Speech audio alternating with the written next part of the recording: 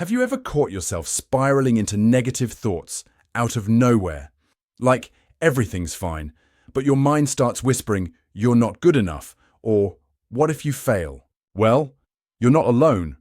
In fact, research shows that up to 80% of our daily thoughts are negative, and 95% of them are repetitive. That means we're recycling the same self-doubt, fear, and worry over and over, day after day. But here's the twist. Our brains are wired to think negatively. It's part of our survival instinct. The good news, with the right tools, we can rewire it. Welcome back to MindShift Media. I'm your host, Theodore, and today we're diving into the psychology of negative thinking and how to actually reprogram your mind for peace, power, and presence. Whether you're navigating anxiety, battling burnout, or just feeling stuck in your own head, this episode is for you. Let's go back in time, way back. Imagine our ancestors out in the wild. They had to constantly scan for danger, predators, storms, poisonous plants. Their brains developed a negativity bias, a tendency to remember bad experiences more vividly than good ones. Why? Because survival depended on it. Fast forward to today, we're no longer running from tigers, but our brains still scan for threats. Now, it's what if I mess up in this meeting, or they didn't text back? Did I say something wrong? This evolutionary glitch makes us focus on the negative, our flaws, our failures, our fears.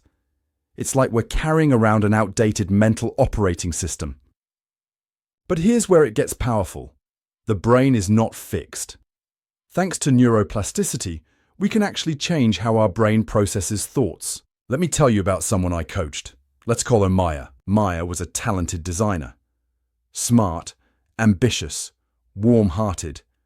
But every time she got praise, her mind would say, "They're just being nice," or "Wait until they see me mess up." Even when she achieved something big, like landing a major client, she'd spiral. What if I can't keep up? Sound familiar? What Maya didn't realize was that her inner critic wasn't telling the truth. It was echoing old stories from her past. Childhood criticisms, societal pressure, perfectionism. Her brain had been wired for protection, not truth. But with a few mindset shifts and tools, we helped her quiet that critic. And slowly she started owning her wins, speaking up, feeling calm in her confidence. That's not magic, that's mental rewiring. Now let's get practical. Here are 5 science-backed ways to rewire your mind out of negativity. 1. Catch the thought. Awareness is the first step. Use the name it to tame it technique. When a negative thought arises, literally say, "That's my inner critic," or "That's fear talking." This creates distance and breaks the autopilot loop. 2. Question the thought. Ask yourself, is this 100% true? Most of the time it's not. Replace judgment with curiosity. What else could be true? 3. Practice gratitude. It's cliché for a reason. It works. Studies show that journaling 3 things you're grateful for daily rewires the brain to seek out positivity and possibility. 4. Visualize the positive. Close your eyes for 30 seconds and see yourself succeeding, smiling, breathing calmly. Your brain processes visualization almost like real experience. Use it like a rehearsal. 5. Reframe with affirmations. Not the cheesy kind, but grounded, believable ones. Instead of "I'm amazing," which might not feel true, try "I'm learning to trust myself more each day." These small mental habits, they're like doing reps at the gym, but for your mind.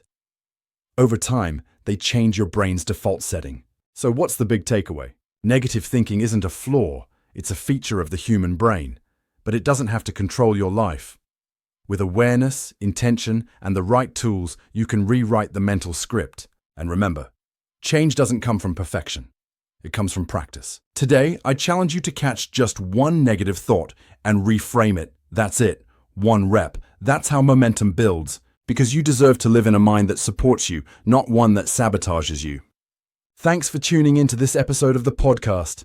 If this resonated with you, share it with someone who needs a reminder of their power.